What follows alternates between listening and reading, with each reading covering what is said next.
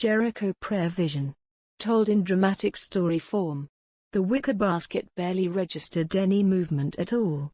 The hot air balloon ran silent. I imagined the balloon's top barely pierced the cloud dome. Sitting quietly on the basket floor surrounded in pure whiteness, I worked on weaving a section of rope. A pair of sandals came into view. My head shifted to look. The King of Kings knelt, putting his finger to his lips indicating his desire that I should remain quiet. He motioned me to stand and look over the rim. The wicker creaked as I leaned out over the edge. The ropes disappeared into the grayness of layered clouds. With enhanced sight I watched the Holy One of Israel command them.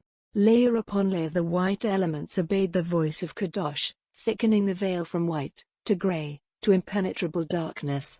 Another familiar presence came forward, my spirit woman.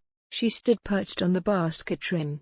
Her radiant smile prominent as she beheld her love, her betrothed, her magnificent king. Exhilaration welled up in me. I could not hold back. Through a clenched smile I whispered, "Do we get to fly?" A soft laughter came from my lord. "Yes, daughter. Watch." My spirit woman swan dived off into the clouds. I and Kadosh stood in the air before a huge cloud bank.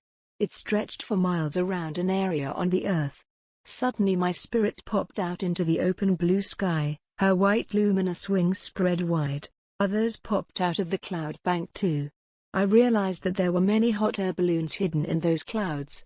With speed and precision they descended, followed by an army of angels on horseback. Their swords, their armament, glistened in the sunlight and reflected the glory of Jehovah Sabaoth. A fury of clashing sounded just before reaching Earth's surface. Flashes of metal entangled in battle pushed forward in concerted effort until the fight was grounded on the earth. There it continued. My servant Fractal led the other portions of my spirit in stealth to an area on the outskirts of the main battle. Wings folded beneath dull cloaks. Secure frequency earbuds placed. Each Fractal's belt of truth worn over subdued garments carried default objects. Oil of anointing, living water and bread of life.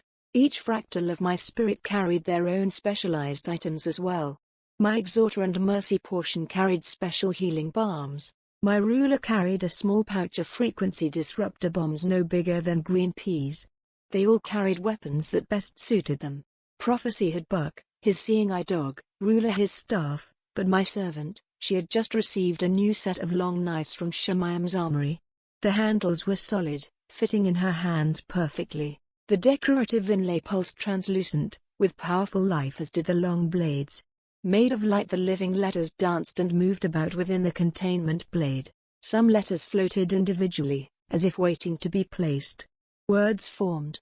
Heavenly language, then rearranging to form other words. With each swing the living letters formed and reformed according to their purpose.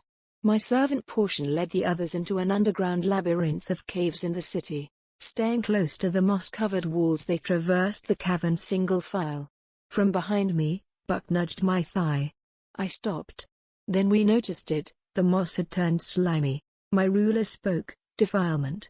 Buck led us into a narrow but clean rocky passage.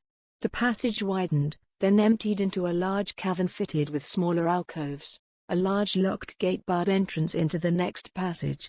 Buck's ears perked up. Alerted to the approaching sound, we hid. A demonic guard passed my spirit portions unnoticed. He twisted the heavy key furiously. It refused to be inserted fully to engage the gate lock. The foul evil tongue was interpreted through the earbuds. "This effing battle is affecting everything." A grotesquely muscle being grabbed the key-bearer's shoulder. "Move." He swung his battle axe squarely striking the key. The forced insertion clanged loudly and disengaged the lock. The key-bearer snarled a slew of ungodly language but still went through the freed gate. The others followed. The battle axe guard was the last to go through. Just as he started to latch the gate the shofar sounded. It sounded again. The demon let go his grasp on the gate and it swung open a crack. A third time the shofar sounded and the demons gasped. The small band let out a mournful cry in fear at the next 3 shofar battle cries. They covered their ears and fled into the darkened passage. A mighty rush of wind rumbled past us at the sound of the 7th signal. A shout rose up and our own voices joined the ever-deafening battle cry. With our heavenly weapons drawn, We pursued the small demon guard through the passage to another small cavern. A short battle ensued. The long blade sliced across the blackened chest of a bulldog-like demon before me. We let them retreat into the darkness and turned to the hovel children balled up in fear against the cavern wall. Each had an ankle chain pegged to the rock face. My exhorter swung his poleaxe cutting the bindings. The shackles fell open freeing the children's limbs. We ushered them back the way we came as quickly as they could go. Demonic growls and pounding feet reached our ears. As the last child cleared the gate to continue to the surface, other Shining Ones appeared to assist and protect these precious children. Without hesitation my servant Fractal closed the gate. It locked. The horde slowed but still approached. The key-bearer raised the key in defiance but I knew it would not make a difference. Sheathing the two blades she pulled a vial from her belt and uncorked it. She poured the red substance flecked with shining gold over the lock. Audibly, she calmly proclaimed, "The blood of Yeshua." The various animalistic demons just stood on the other side of the barred gate. Their muscles quivered furiously. The key-bearer inserted the key anyway, then hissed stale, "Mate."